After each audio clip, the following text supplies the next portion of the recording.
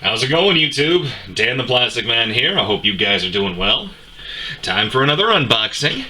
And this one came kind of out of left field. I like the suit design. And, I mean, the kit's a little old, but at the same time, it's another one of these that's kind of random and I had to have it. But here it is. GM3. So this is basically the most advanced version of the Federation's mass-produced GM that we get in the early years of the Universal Century. Kind of, 1 year war to post-Unicorn. So it's basically been a mass-produced Gundam Mark II with some extra add-ons. And the cues for the Mark II can be seen here in the backpack and down on the calves of the legs. But this is the Double Zeta Gundam version. This suit did briefly show up in Char's Counterattack, and I believe there were even a couple of these in Unicorn. So let's take a look at the rest of the box and see what we've got. I mean, the cover art here is amazing. We've got the GM3 fully loaded out with missiles on the hips and missile launchers on the shoulders. Right over here on the side, we've got just a close-up shot of the head of the GM3. You can see that this is number 126 in the HG Universal Century line. And actually came out in 2011. Sorry, I had something on my camera screen.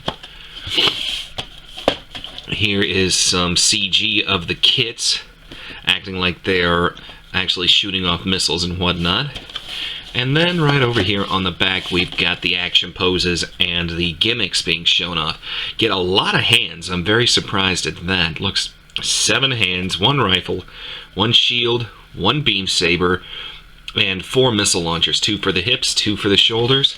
And this kit retails for 1,500 yen. And I did get this from, from Gundam Planet. So thank you very much, Gundam Planet. I'll leave a link, as always, I'll be leaving a link to you guys down in the description. But let's pop the box top and see what we've got. Get the manual out of the way first. Alright, bag number 1. We've got a very, very large plate of polycaps. I know not all of these are going to be used. Here's a small sheet of foil seals. And then we've got a multicolor A plate with yellow, white, a dark teal, and then we've got a clear teal for the visor. So that's pretty cool.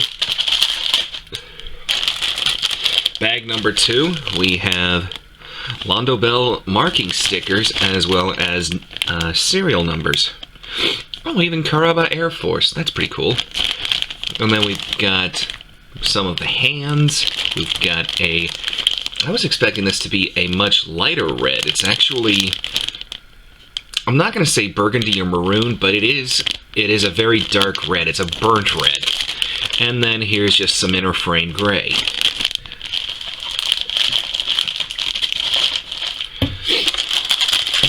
Oh, only 3 bags. Not a lot to this guy. We've got inner frame gray and the pieces for the backpack. There's the rifle. Here's our sabers, good old Saber 6s. And then on the other side, we have the rest of the external armor. And that, well, I mean, this is a 2011 kit, but I was going to say this is disappointing, and it kind of is.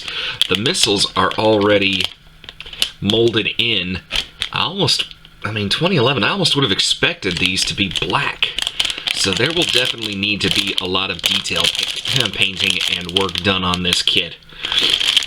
But that's it for the plates. Let's take a look at the manual. And here we have the GM3 in all of its glory. Here's some action poses. It does seem to be a decently posable kit. Yeah, these are the scene. This is one of the brief, and I do mean very brief scenes from the end of Char's Counterattack where these things show up. We've got pictures of the missile pods, the backpack, and here's the evolution of the GM. We've got the GM itself. That's the GMC, I want to say. And then you've got the GM3. They're missing the GM2 from Zeta Gundam, the GM Custom, Canon, all that nice stuff. And then there's the Jagan, Stark Jagan, and Echoes Jagan.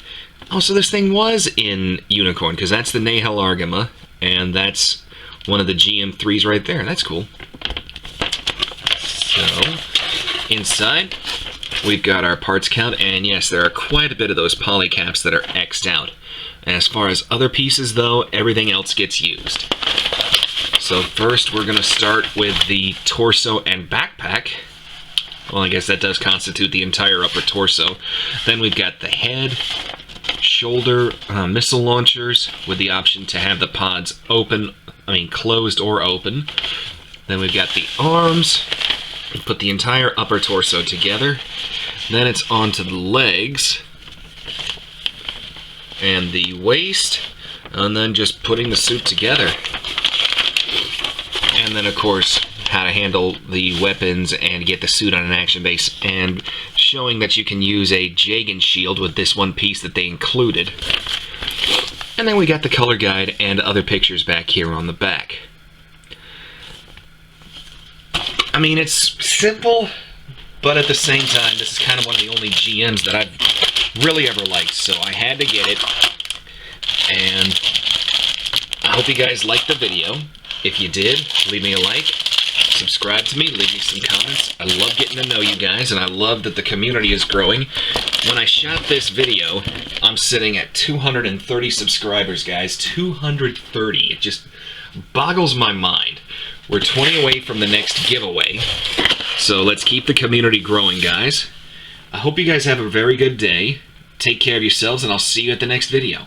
Bye-bye.